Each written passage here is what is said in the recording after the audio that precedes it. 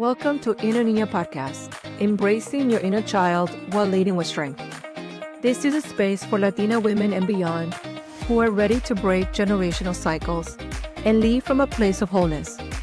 Together, we will reconnect with the little girl inside, the one who dreamed big, felt deeply, and longed to be seen, and honor her as we step in fully into our power.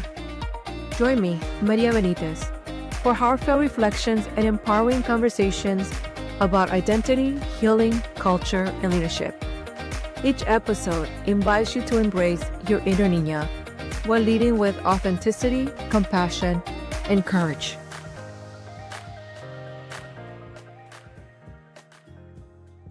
Welcome back to Inner Niña. Today we have a special guest. Her name is Stephanie Lopez Gilmore. She is a seasoned community engagement and government relations professional with deep roots in Detroit.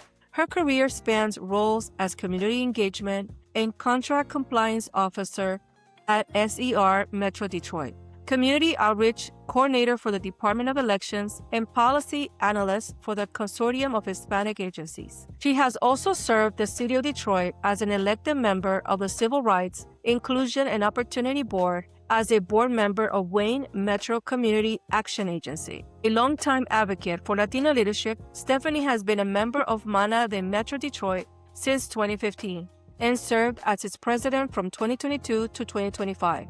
She is currently a newly elected member of the MANA National Board. In her role as Government Relations and Community Engagement Specialist at Compass Strategies, Stephanie builds and sustains strong relationships with community members, grassroots leaders, local organizations, and key decision makers, helping bridge the gap between communities and government institutions. Stephanie is also a co-owner of Nature Playhouse, a parent wellness and mental health center serving families across Metro Detroit. A proud mother of 2 young men, she enjoys staying active, traveling, and spending time outdoors whenever Michigan weather allows. Welcome, Stephanie. Thank you for joining us today and supporting our Inner Niña journey. How are you today? I am doing well, and yourself? Great. Glad to have you here on our community and have you share your story. So tell us about your journey, your background, your family dynamics. Yes. So I am biracial. My father is African American. My mom is Mexican. We have family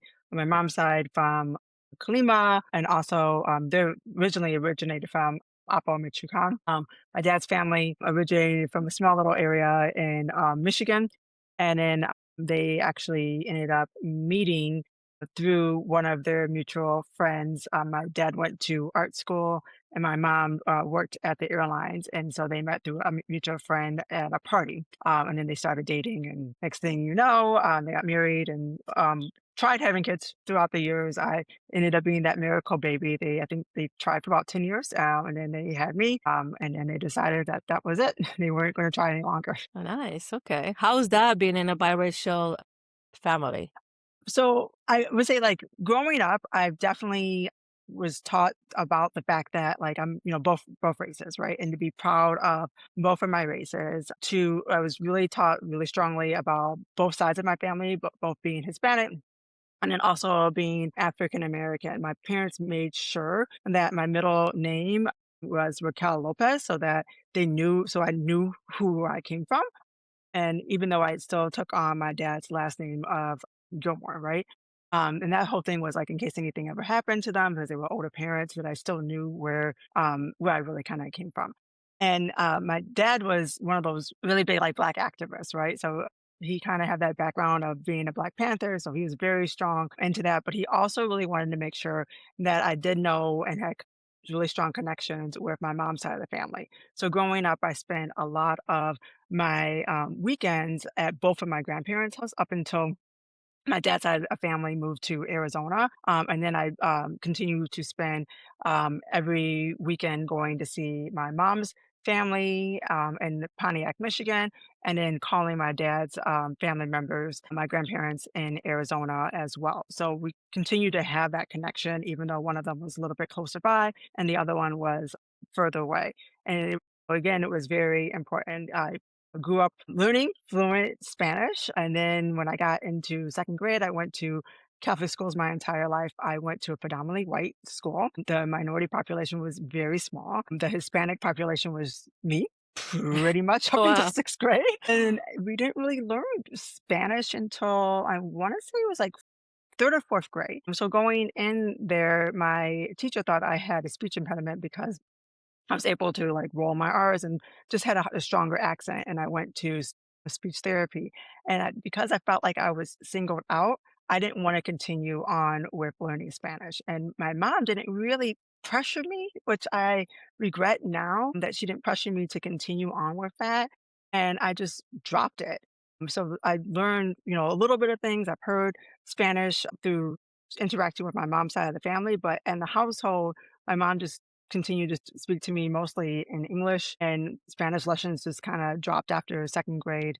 Again, it picked back up when we learned it in school, and then they got to the point where it was like, well, you should know this stuff because you're Hispanic. I was like, well, you also made me feel bad about myself because Right. you told me that I had this speech impediment. So which way do you want to go?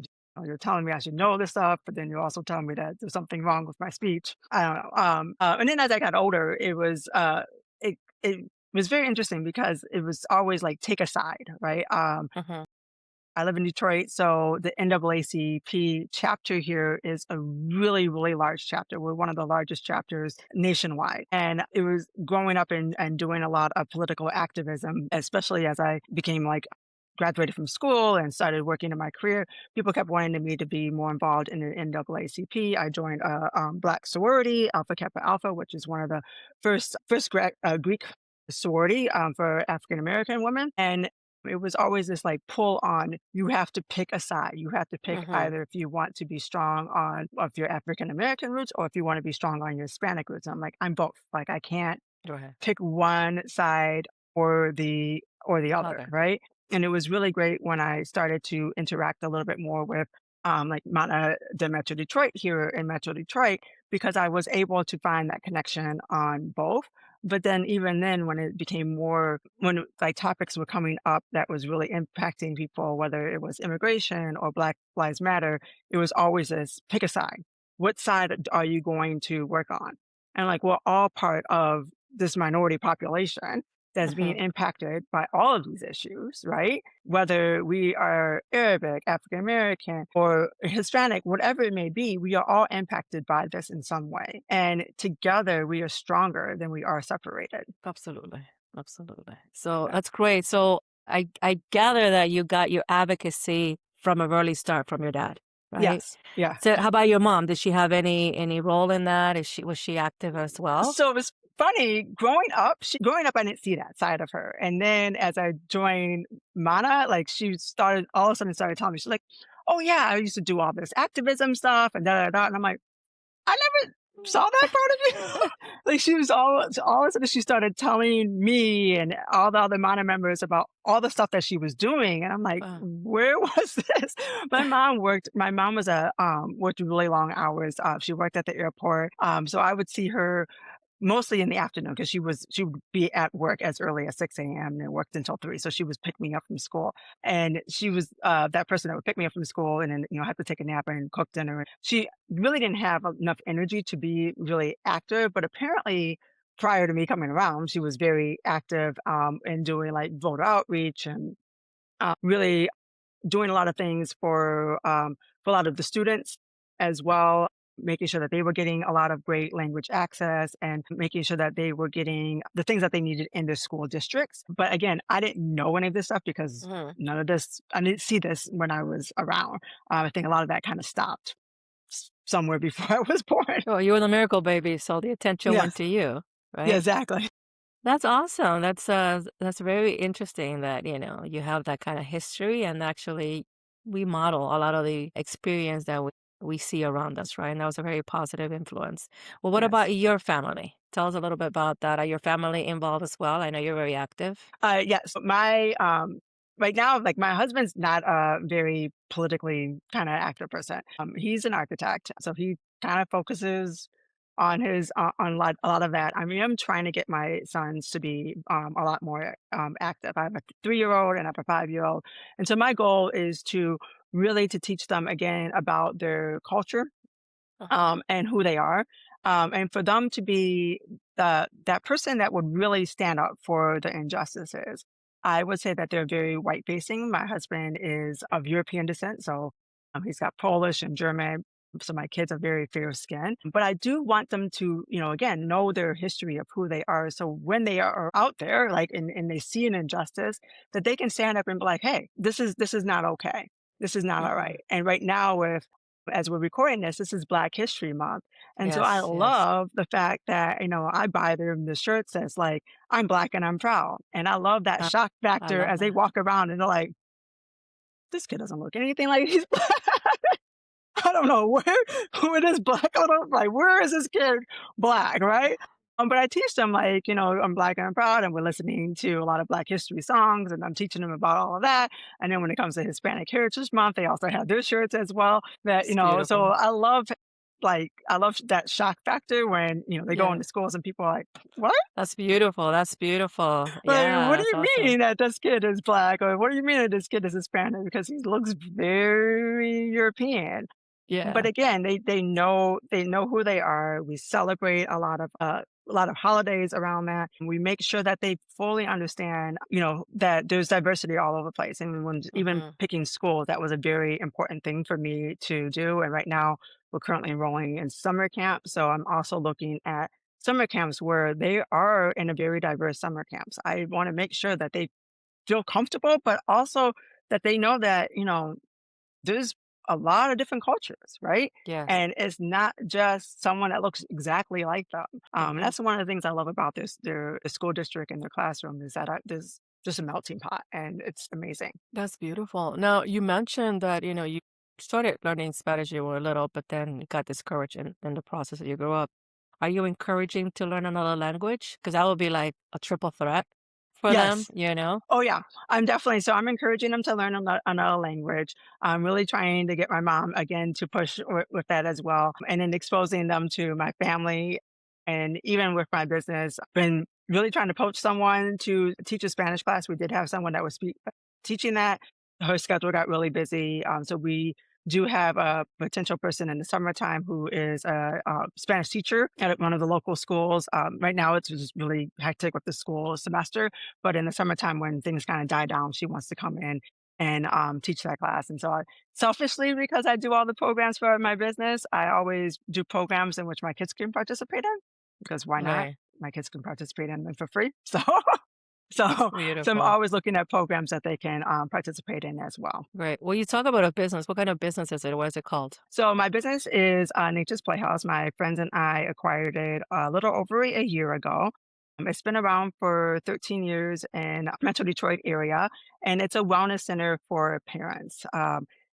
We offer perinatal and children's mental health counseling, which is the bulk of our business. We have a total of 12 counselors on staff. So we see everything from like anxiety, postpartum depression, or prenatal anxiety and depression, attachment disorders, anything like any kind of transitional thing. So really working with the family as a whole. And that's kind of like the bulk of it. We also have support groups for the same family as well. Everything from the LGBTQIA, because we're in a city called Ferndale, which is very big with the LGBTQIA plus community. We also have a kids with special needs support group. We have a support group for new moms as well, because they are navigating all of the nuances, right? They're trying to figure out everything that's going on, everything from like, which diaper should I get to, Hmm. I don't know what's going on with my baby. This is like something Right. new. This is a new, milestone that's going on. And then we also have a lot of programming that is both for adults and for kids, whether it's the music classes or, as I mentioned, like a Spanish class, art classes for the little ones. We have like a Zumbini class. And then for Oh, the adults, we have prenatal and postnatal yoga, which is a really great way to kind of feed them into our other the other offerings that we have. And then we just recently had a comedy show for caregivers talking about all the things that we deal with being a hmm, caregiver, whether we're a parent or caregiving for our adult parents, right? yes, Or yes. what that's like. So we always are looking for new things. We also do Reiki, reflexology, and acupuncture and pelvic floor physical therapy, which is very important. So we try to have a very holistic view when it comes to parents, kind of like a one-stop shop for all the things that they need to have. And we also have a lot of really great resources. So we say that if we don't offer something here, we have really great partnerships in the area that we can refer people out to. And we're very well trusted because, again, we've the company has been around for 13 years, so people know that they can come to us for anything. And again, if we don't offer it, we can refer them out to some of our various different partners. Wow, that's amazing. Yeah. We need one in every city Yeah, because it's you're great. providing the support to anybody, all the women that need it, and like you mentioned, different stages, right? The new moms, the ones that are struggling with all the new things that's happening, and you Yeah. have a support system in place, or the care that they need. When we have special needs kids, right? And so Yeah. that's incredible. I love it. That's I need something here. I need something Yeah. here in our community. Is there like more than one? Is there like just one location, or So is with it like just a one franchise? location, right? Yeah, just one location. We'll see. We'll see. That's something that has been discussed. We'll see on what we are planning on doing in regards to that. One of the big things is that we're probably looking at maybe rebranding to kind of more encompass like everything that's going on. Mhm, It used to be more of like a Montessori style play space, which is where the mhm. name Nature's Playhouse has come from. But we don't really feel like it fits the Yeah, model of the business of where it has grown over the years. So we're looking at what name, what brand really makes sense. So that's our next venture is, you know, what does it look like going forward and how can we really focus on what the services are currently. and why did you choose this line of business? So I actually so the three of us actually were working here, like doing some small things. I started working there when I was pregnant with my second one. They had a model called like drop and play, which was people can kind of come in and bring their kids there and they can play in this Montessori style like play space. And it was just a really great way for me to have my toddler there at the time, make some little extra income. And again, I was pregnant with my baby and I continued to do that for quite a few years. And then all of us, and then my other business partners were involved in other capacities. Mhm, And then my role kind of expanded to doing more like outreach and doing kind of like more diversity, equity, and kind of inclusion stuff. Eventually, it just happened to be that we were there working on something completely different. And one of the business owners had brought it up like, hey, what if you guys owned it? And I was like, wait, what a second? And she was like, mhm, "No, what if you guys own this business?" So it was 2 of us there, and I said like, "Well, we have to talk to the 3rd partner, because the 3 of us actually own another business that was operating and using the space to operate our business there." And I said, "Well, we had to kinda talk to the 3rd person to see if it makes sense, and then we'll go from there." And then we had that preliminary discussion, and we kinda discussed, like, what is it gonna look like? What does the financials look like? Does this make sense? And then went forward. I've always wanted to own a wellness center, kind of like this, but at the time mhm, it was, I didn't have the mindset of it being a wellness center for parents. It was more like, hey, I want to own like a holistic wellness center that offers a variety of different like bodywork services and class offerings and those kind of things. So to have something that was already handed to me, had a building space, had an established business with history, right, that was already profitable. It was a really great opportunity. We again, all 3 of us discussed it with each other, we discussed it with our husbands, and we're like, "Why not?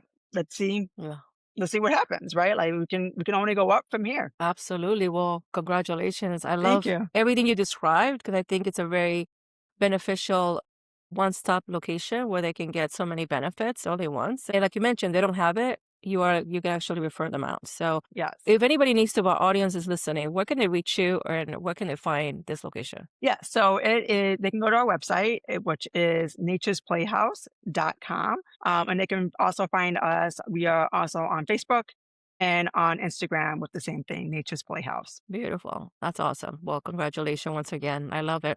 I wish there was something like that here. A little side note of how I met Stephanie. I've been talking about one of the Mana events because we both are hermanas. We're part of the same organization. That's how we met.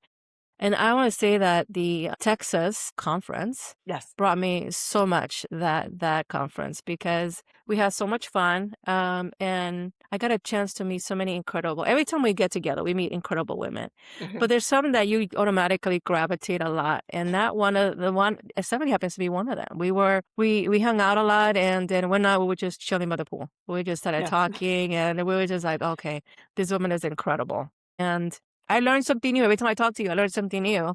From the last time you and I met, you were working on other things, marketing. She has an Yes. incredible mind with marketing when I have her talked about that. But at that moment, she was part of the Mana de Detroit. And now she's now joining me. She's been elected to our national board. So Yes.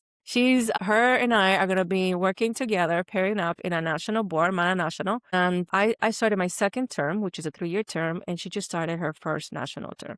And Yes. I honestly tell you, I was super excited. I was like, yes, and I mentioned that to you because you come with a marketing background, and we're both very passionate. She's been doing it longer than I have, but I have such a passionate, and a love for this organization because I see the work that every member that volunteers their time, their resources to the organization, the impact that it's making on the girls and their families and their communities, right? So when I got to know that she's standing, I'm like, yes, I got so excited because I'm like, okay, how I can pair with her and take some of my passion and say, okay, how do we it kind of expand our visibility because she's great with social media and she'll tell you if you follow her, she's all into wellness, which is great. But when I met her, I knew that she had a marketing background. And so I'm like, okay, Stephanie, what can we do going forward? We have a new term, 2026, what we can do. So I'm like, I honestly super excited that you're on the board and looking forward to the things that we're going to be working together because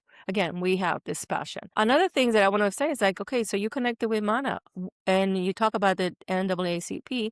What led you to Mana? Why did you pick Mana in this particular? Because you've been devoting your time and resources since 2015, correct? Yes. Okay, walk us through that. How did you choose that? So what I loved about it, for our local chapter, it was just a ton of really amazing powerhouses that were part of the organization. When I looked at it, our founder for our chapter was the first Latina that was ever elected to the House of Representatives here in Michigan, Valda Garza, which is phenomenal. I mean, that's a huge feat in itself, right? To pave the way for other Latinas and Latinos to be elected into the House of Representatives, and even like for city council. So like she's always referenced for even like some of the city council elections and any of the other local elections.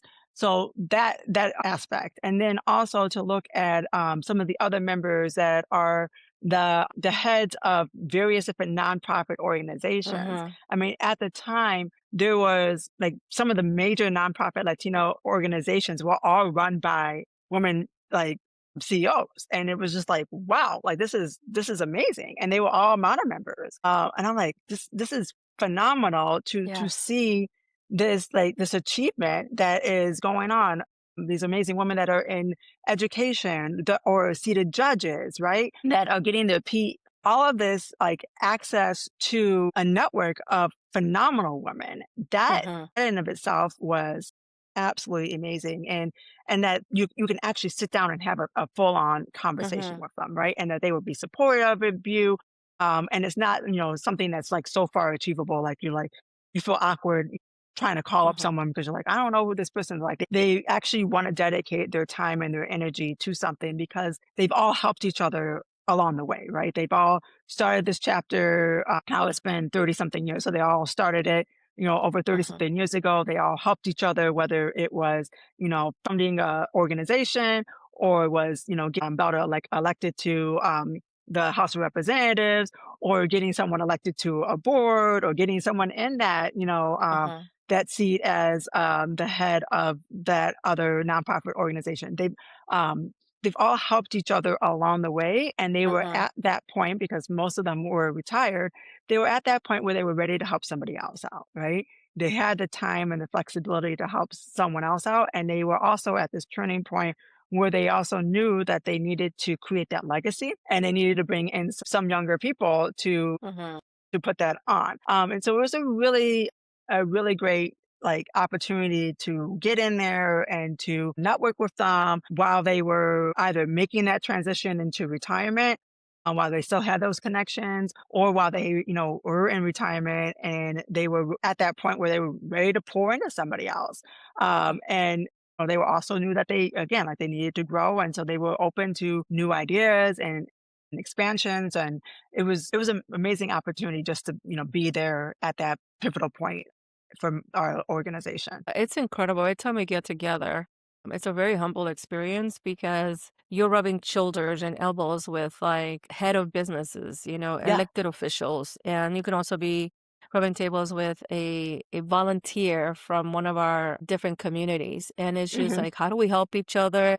And you can't help. And I touch this every time we have a conversation or we're doing an episode.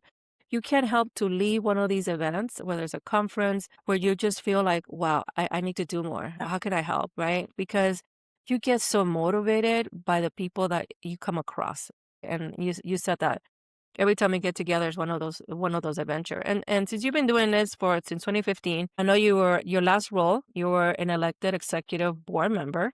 Right? You were the Yes. president of the Mana de Detroit. Are you holding any other part of any committee for the chapter? So how our chapter works is that I'm still like the past term president. So I still hold on to Okay. that position for another year, assisting the current president with Okay. everything that's kind of going on.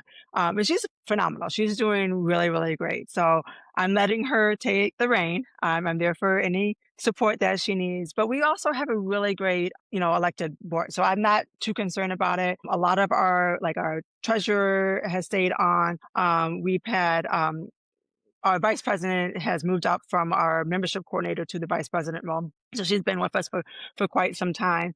And then our secretary has stayed on. So I'm very confident on who we have there. And then a lot of our other committee members have all kind of stayed on. So I'm confident on who we have there. Again, I'm All just right. letting her take the reign. I'm there for any additional support that she may have a lot of side conversations, and she's asking me like, how does this run? How does that run? I'm giving her some advice here and there, but also giving her free, opportunity to run it the way that she wants to run it. Because everyone has their own Right. backgrounds, right? And they Yeah. have their own unique experiences and skill sets that can make it a lot better. We've always had these great goals of expanding it to be more.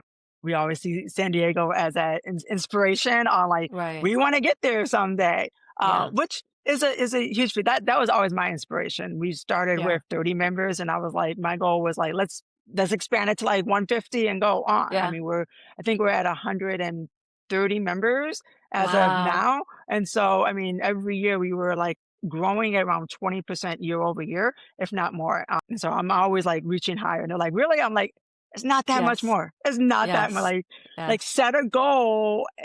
and achieve it. Like Yes. mine's what? So one of the things I actually have to say, because I do pay attention, you and I are both see the benefit of social media is the great work you guys do with social media. And anytime Yes. that anytime I was posting anything related, I'm a hashtagging all our Yeah. chapters, right? That was my commitment to like being a national member because I love this. I'm like, let me open doors, let me kind of create a bridge so we can all learn from each other.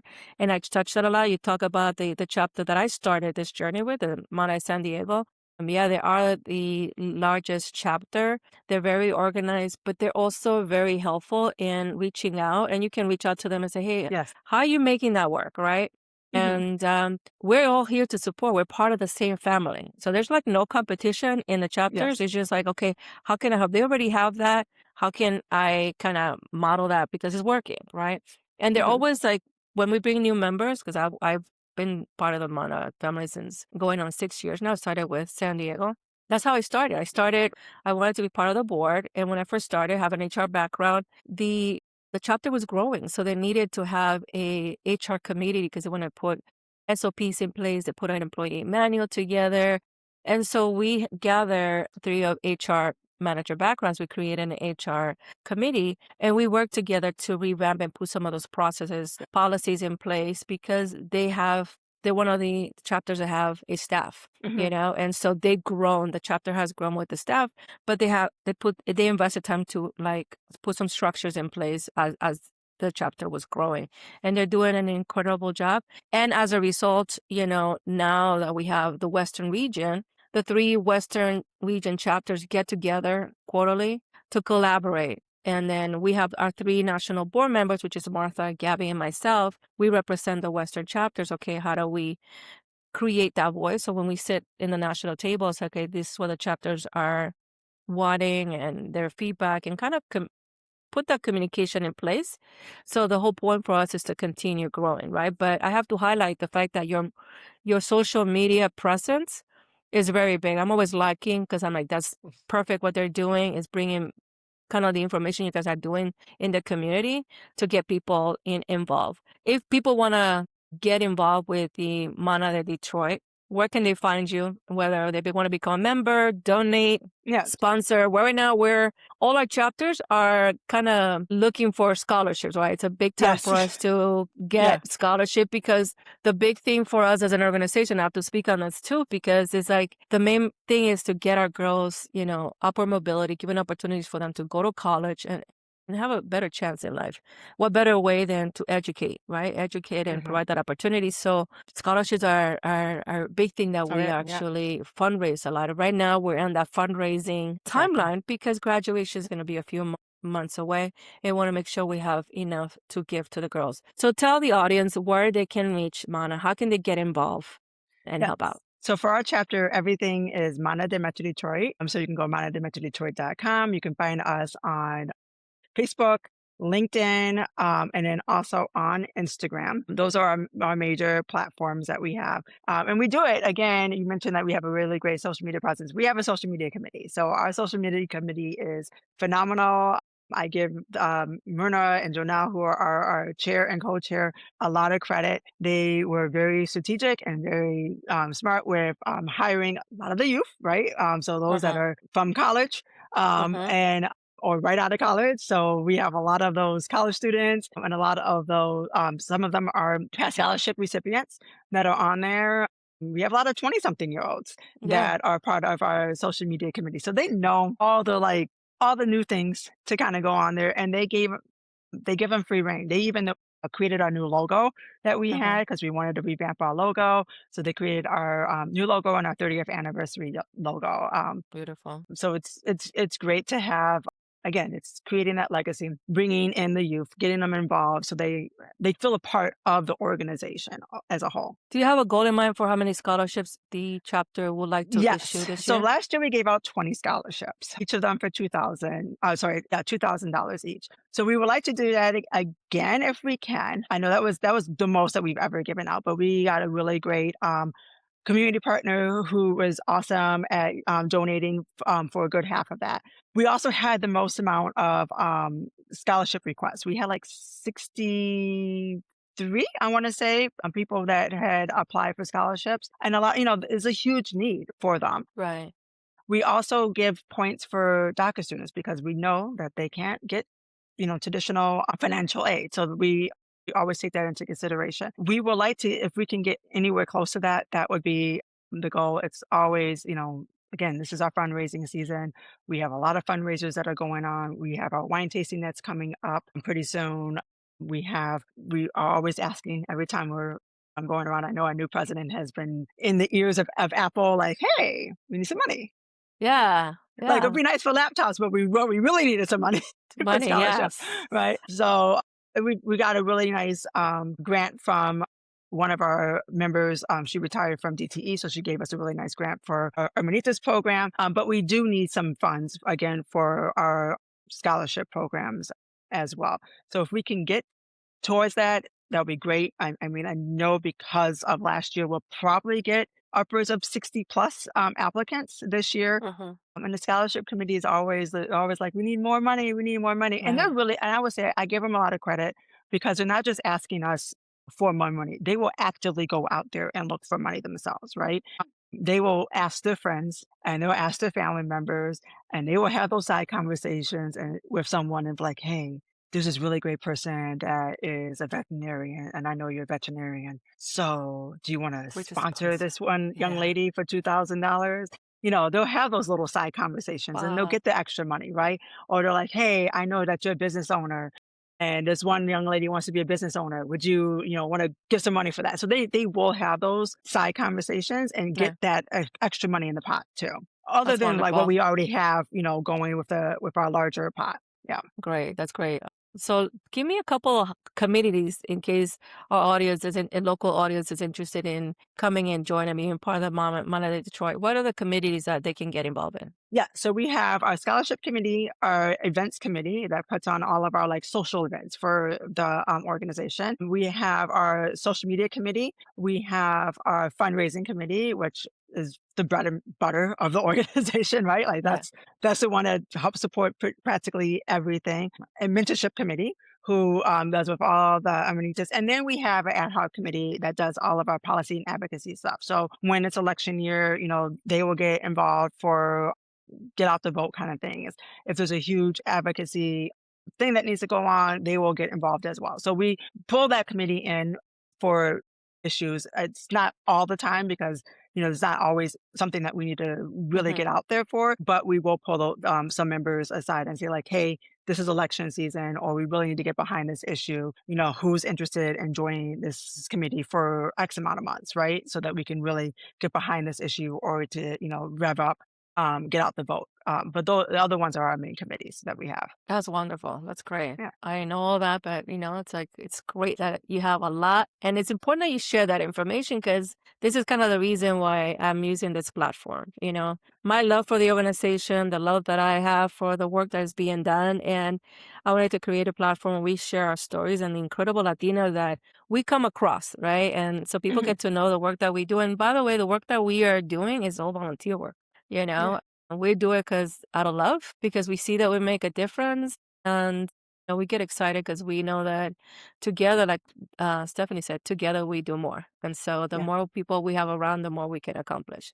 So now that you're joining our national board, what are you looking to contribute to the national board? So my big thing is I would really like to see growth overall for all the chapters, right? I would like to see more of a connection with all of the Yeah, chapters. I know we connect when we have our, big conference, but I would yeah, like to see all the chapters to be able to have more interactions throughout the yes, entire year, sharing of the resources. And I do know like, they're all open to be like, hey, give me a call. But a yeah, lot of times they don't know who to yeah, contact and all that. So I like to see more of that overall connection where the presidents can sit down, a couple hmm, times throughout the year and talk about the things that they're doing. And maybe if there's, a program that they're running, they can shoot that idea off and maybe another chapter wants to run that program, or maybe there's a resource that they found hmm, that was very useful, or problem that they might have come across, right? Someone else might have a solution. And so I would really like to see that because we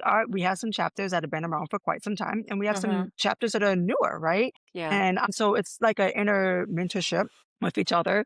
hmm, Also to, bring awareness all around, right? I know when we talked a couple of weeks ago when I first came on board, there's a lot of other organizations that are out there that are doing a lot of really great work, right? yeah, So it's still always why be a part of this organization? Like I'm not saying you have to be part of this organization, you can't be a part of something else, right? hmm, But, why would you dedicate your time and your energy to Mana versus dedicating your time and your energy to X, Y, and Z, right? And so right, really bringing that awareness and bringing that excitement back into here so that people understand like this is a sisterhood, right? This is hmm, giving you access to a lot of resources, not just in your city, but hmm, nationwide that can really help you grow overall, right? yeah, And that's what I would really like to be able to see. Um, so and then also getting really behind on some of these big national issues that is going on. Like we are all absolutely, impacted by what's yeah, going on with ICE, right? Like every single one of our chapters is impacted by that. Every single one of us is fearing that, what's happening. Like yeah, it's one of those things like, do I need to carry around my passport everywhere I go? yeah, Right? Do yeah, I need to carry around my kids' passports everywhere I go? Like part of me like also wants to go right up in their faces and yell at them, but at the same yeah. time, I'm like, I'm a mom of 2 kids. I don't know if I can do that right now. Yeah, absolutely. And to your point, right? It goes back in one of the episodes that I was talking, and I'm gonna have another hermana touch on that because other hermana members are actually being out there very proactive in involved with the community because of that fear. Because if you look a Yeah, certain way, like we do, we become a target, right? And yeah, if you're, my mom is very, very light complected, so I don't. She's never gonna get approached because she like blends in where we live. But, doesn't take away that there's certain people that are being targeted. So, Okay. and unfortunately, a lot in our communities, because a lot of the programs are for, um, to medium means in our communities, they're afraid to get out of the house. So we have Yeah. members that go door knocking to provide them the support and the help that they need, to keep them safe, right? So we're going to be talking about that in another episode that's coming up. But the things that you're sharing are things that I'm also looking for as a national, because there's no need to reinvent the wheel. If we have a chapter that is doing great, and I share that also in one of the episodes I had, for me personally, is growth for the organization. If I wish I had a collegiate chapter in every college and university Yes. to help mentor, because the girls don't stop growing just because they went to college. They still need Hmm. that extra hand, that extra mothering and mentoring. So for me, if I had like a magic wish that I can help, I want to be part of, is creating that chapter, the collegiate chapter.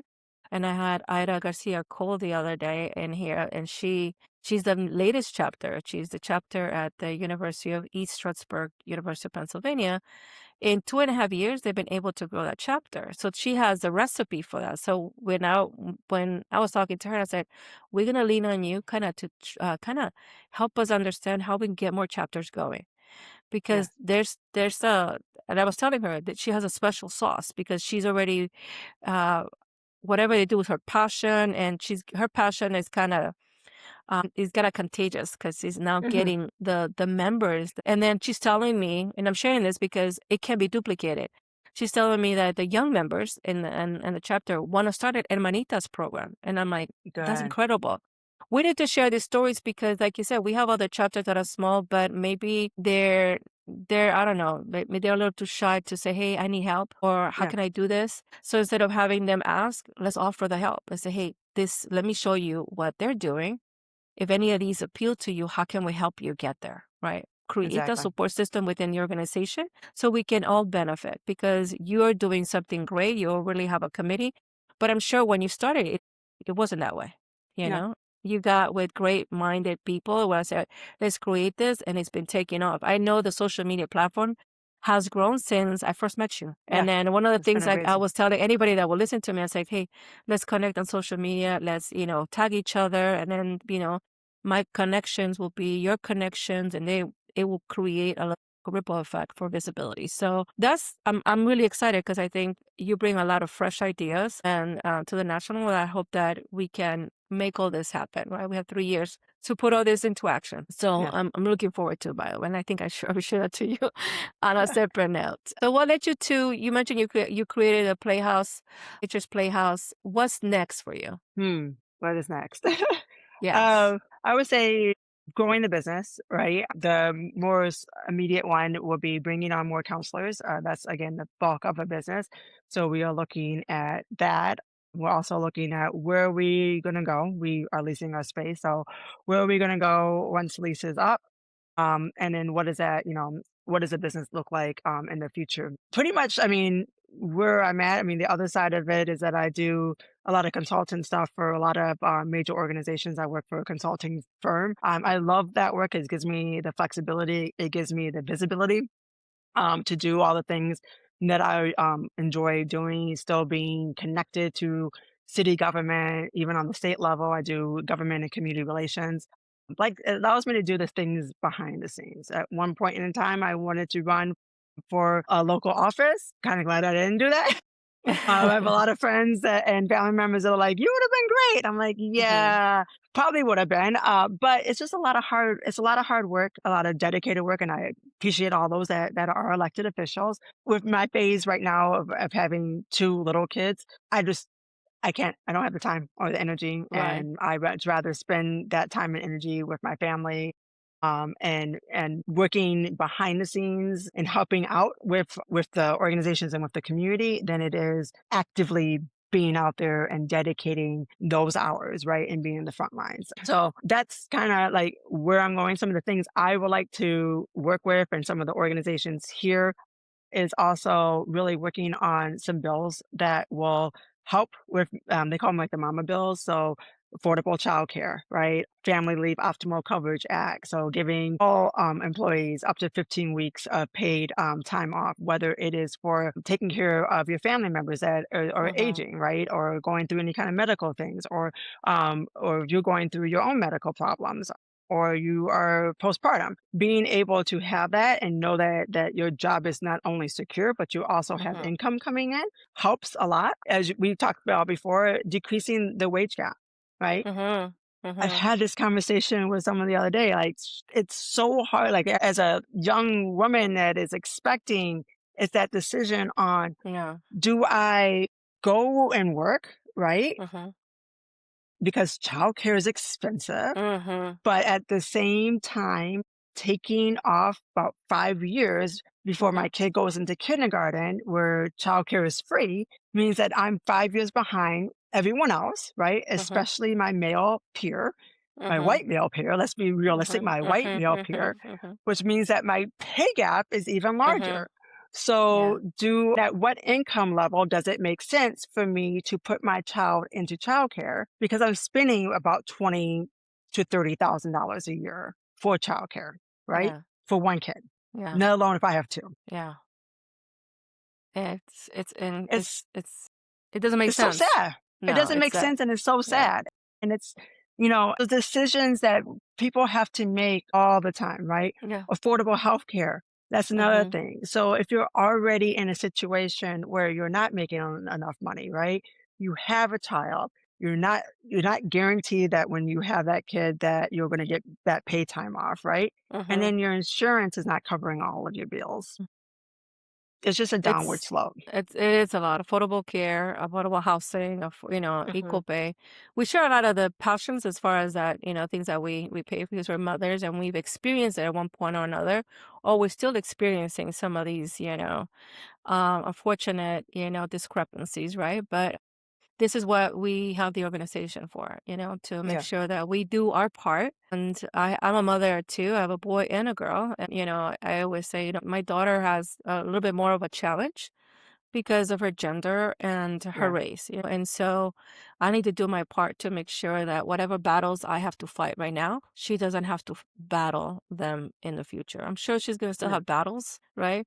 For her future daughters, but at least it won't be the same battles. And that's the hope, right? Because yes, that's the reason why this organization got started, over 52 years ago. The women, the brave women that's funded this organization started for that same reason, right? To kind of create a safe place, sit at the table, focus on women's rights in yes. Latinas, pay inequalities, and we're still here. We're still here Yeah, fighting for the same thing, but there's strength in numbers, and I hope that we can continue building on that. So I'm glad that you're working on those bills. Let me know how yeah, those are working out because I know here in California we have a lot of the state benefits, and I know it's not for every state. Not every yeah, state has the California leave. We have California leave aside from the FMLA, right, Family and Medical Leave Act, we have state benefits that other states don't have. And they really help, yeah. they really help because it puts our families back when we don't have those benefits. So that's It great. does. So what motivates you? What motivates me?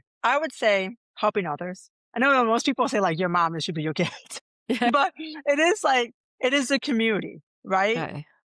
Because at the end of the day, it's the people that are around you that support you and care for you. When you need it the most, they're going to come back. So you caring for them also Yeah. means that they're going to care for you. And I love my kids a lot, but they're not at that point where they can care for me. Let's be realistic. They're 3 and 5. Yeah. They need me more than I need them. And so what really motivates me is like the community that, like, whether it's my friends that I pour into, my family members that I pour into, my business partners that I pour into, my staff that I pour into. Those are those are the things that really motivate me. I know, like, especially when we got this business, it's like one of those things, like, it is so amazing that I'm able to provide an income for Yeah. women to Right. I mean, it's like we have 12 female counselors that we're providing Wow. an income for, right? Some of them are single parents, some of them are not. But like that's 12 incomes that we are able to provide, and so that's dedication that I know like every single day I have to make sure that we're getting our stuff done, right? Because they're relying on that. They're Yeah. relying on this income coming in to support their families. and they're killing it. Like they're doing a great job, but Yeah. I also have to do my part as well. And part of that is not only them like providing them pay, right? But they're also providing an amazing service to the community as well, Yes. making sure Yes. that other mothers and other family members are like their mental state as well, right? They are also out there doing some amazing work outside of their job, right? They're also those advocates, right? They're also going to those protests. They are also teaching their kids to be amazing human beings. Right. So it's all of these things that's going on. It's one thing after the other. The things that I'm able to do, it has a ripple effect. So it's not just helping me, it's helping them to help other people. And that's what's amazing. That's what motivates me. I'm getting chills just hearing you say that because it's like it's so beautiful that you're being intentional on what you're putting out there, right? And it's one of the things I say a lot is like giving it forward, right? Paying it forward because you're Yeah. planting seeds right now that is obviously blossoming, right? You talk about your partners. Are your partners also women? Yes. So the three of us are three African American women, which is absolutely amazing. And that was one of the things that was really pivotal when the previous business owners were looking for someone to purchase it. They said that like in this mental health space in Metro Detroit area, there's really not in the perinatal mental health space. There's not really anyone that is African American descent that owns like a practice Beautiful. in the perinatal mental health space. So they really wanted to make sure that, that it was owned by someone of a minority descent. I absolutely love it. Like we're definitely getting more people coming in. So we have a very diverse staff, which is really awesome. Still trying to find a male, which I've heard that's the hardest thing to find. Yeah. So it's like a competition in the mental health Oh, field to find like a male therapist. Like it's the unicorn. They say it's the yeah. unicorn out there. So we're all like fighting for that unicorn. Like, come here. Yeah. we want you. We want you over at our practice. So if you're listening to this, we need more male therapists out there. So if you're a male if you're a male and you're thinking about a career, please go into the mental health field because we Yes. need we Please need you. contact We Stephanie. definitely need you. We Please definitely need contact you. Stephanie. Yes, for sure. Yeah, That's beautiful. That's beautiful. So it's female owned, all minority mom owned. owned, Yeah, all mom mom owned. So all mom yeah, owned. I we mean, all have two so kids. So that's wow. That's great. I mean, you're like all the boxes are checked, you know. I mean, that's yes, a very inspirational way to, to give back, right? Because you're yeah. being a role model and you actually are doing it because you see the benefit. So if you Mhm. had share some Stephanie wisdom with others, what would that wisdom be? Go after your goals, right? You never know what might actually fall into your lap.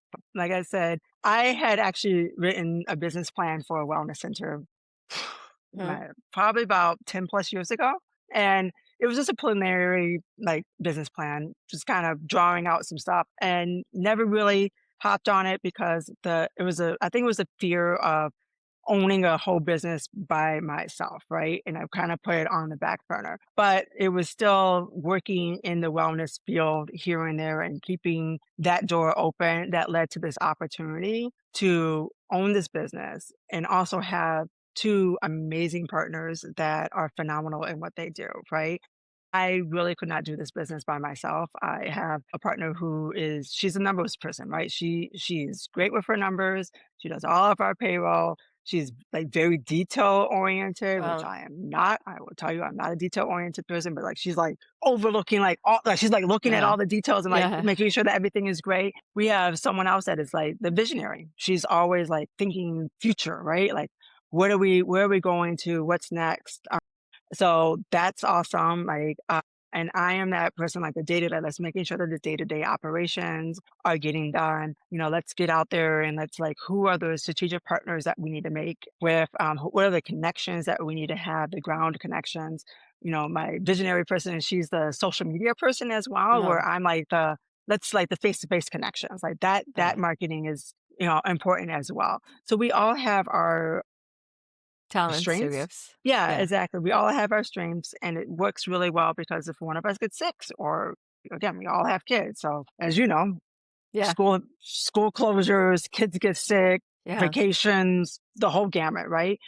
There's always someone else that we can rely on. And the one thing that we made sure that when we bought in this business is that we are a wellness business, making sure that number one, we are well, and making Mhm. sure that our staff are well. And so we really try to hone that in on we're not overworking ourselves and we're not allowing our staff to overwork themselves. So creating those boundaries Mhm. on, yes, you can work until midnight. Is that productive? Yeah. No.